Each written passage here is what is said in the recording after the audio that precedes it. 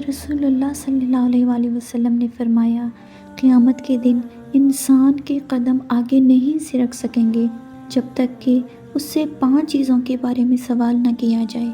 اس کی عمر کے بارے میں، اس نے اسے کن کاموں میں ختم کیا، اس کی جوانی کے بارے میں، اس نے اسے کن کاموں میں پرانا کیا، اس کے مال کے بارے میں کہ اس نے اسے کہاں سے کمایا اور کہاں خرچ کیا، اور جن باتوں کا اسے علم تھا ان پر اس نے کہاں تک عمل کیا۔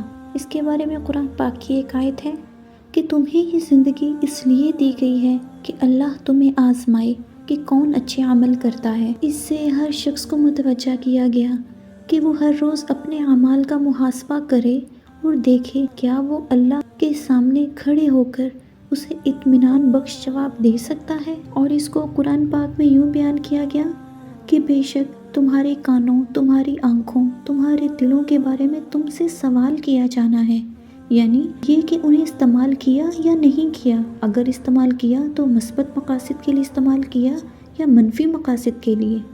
اور اللہ تعالیٰ کی عطا کردہ صلاحیتوں سے صحیح طور پر استفادہ نہ کرنے والوں کی مذمت سورہ میں کی گئی کہ ایسے لوگ حیوانوں کی مانند بلکہ ان سے بھی گئے گزرے ہیں۔ اور دوسرا سوال یہ کیا جائے گا کہ حدیث میں ہے کہ شباب یا جوانی کا لفظ دراصل ایک علامت کے طور پر استعمال ہوا ہے۔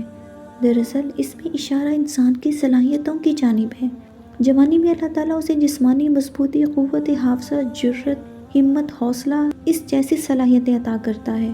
انہی کی بنیاد پر وہ ایک کامیاب انسان بنتا ہے۔ اور تیسرا اور چوتھا سوال، انسان کوئی مال کماتا ہے تو اس کا ذریعہ کون سا ہے؟ کیا وہ حلال طریقے سے کماتا ہے یا حرام طریقے سے کماتا ہے؟ اور اس کے ساتھ ساتھ اس کو خرچ کرنے پر بھی سوال کیا جائے گا کہ اس نے کیا کنجوسی کی، بخل کیا، یا اس نے فضول خرچی کی یا میانہ روی رکھی۔ اور پانچواں سوال، علم اور عمل کا ایک گہرا تعلق ہے۔ اگر عالم ہو مگر اس پر عمل پیرا نہ ہو تو یہ جہالت ہوگی۔ بے عمل عالم کی قرآن اس طرح مذمت کرتا ہے کہ یہ ایسا ہی ہے جیسا کسی گدھے پر کتابیں لاد دی جائیں۔ نبی کریم صلی اللہ علیہ وآلہ وسلم نے فرمایا کہ کسی شخص کے ایمان کی قدر و قیمت کا دار و مدار اس کے عمل پر ہے۔ اگر عمل موجود ہے تو اس کا ایمان بھی افضل ہے، کیونکہ جو شخص کسی کے بارے میں نالج رکھتا ہے، اس کو اچھے برے کی تمیز ہے لیکن وہ کرتا نہیں ہے، اس کے بارے میں بھی سوال ہوگا اور اس کی سخت سزا دی جائے گی۔